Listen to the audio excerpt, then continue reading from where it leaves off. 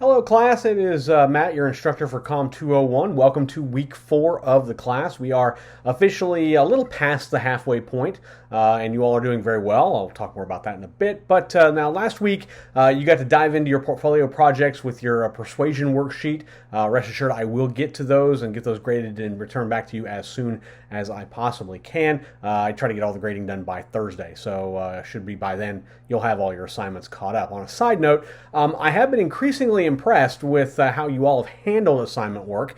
Some classes, every class is different. Some classes, students wait and it all winds up being late work. You guys, for the most part, have all done a very, very good job of turning things in on time and turning things in well done at a high level. So very, very good. Great work. You guys should all be very proud of yourselves for doing that. Now, jumping into this week, we're like I said, we're at the midpoint of the class. And now keep in mind, the way the class is structured is each week you are kind of putting a building block together to get to your final, which is your portfolio project. So there is a method to the madness, and one step leads to another, leads to another, leads to another, leads to another, and that's kind of what how we structure the class here. So previous classes have had to give 5 or 6 speeches. We realized that really wasn't necessarily feasible. So instead of doing that, we want you to be more cognitive and think more about how you put your content together rather than just to spill out speeches and week after week. So this week's lecture is going to be on organizing and outlining a speech, which is really the first step to getting confident in your public speaking abilities. Now, a lot of you talk about how you don't really feel confident in talking in front of groups. Well, one of the main reasons for that is mentally you're not prepared. You don't feel prepared. You feel anxious. You feel nervous, and that leads to an overall confidence breakdown. So what you're going to learn about in this week's lecture is more about organizing and outlining a speech, because this is really the first step in really nailing a public speech. It's not just about getting up, looking pretty, having flashy things, and delivering, and then walking off stage. It doesn't really work that way. That's how it all kind of appears, but there's a lot of legwork that goes on to delivering a speech, and this is the first part and probably the most important part, because the more organized you are, the more confident you are in your content that you're delivering,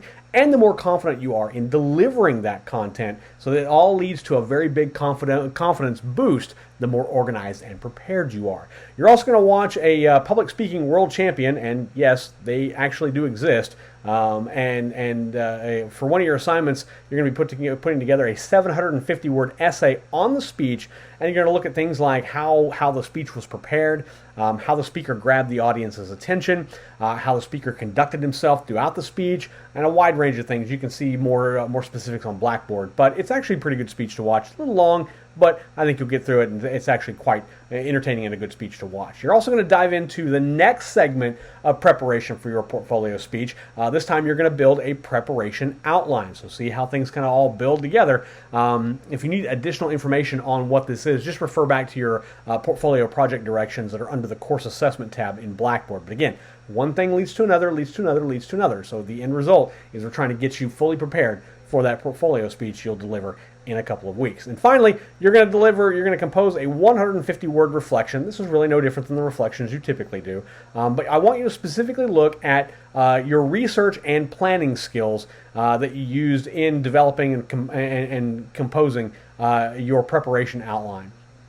Think of specific questions like, what did you do well? What did you struggle with? How do you think developing your research and planning skills are going to help you in the long run?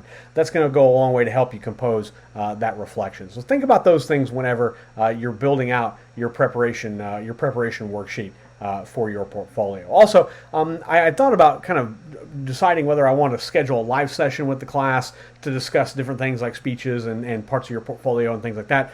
Instead of doing that, so I don't waste everyone's time and it doesn't get kind of bogged down, what I would like to do is I would like to take short meetings with you if you want. You don't have to. Short meetings, one-on-one, face-to-face, obviously over video, individually. I can answer any questions you have, talk about the process. I can talk to you about confidence, getting confidence in your public speaking, how you should address yourself in public speaking, things like that. I'm more than happy to go over those things.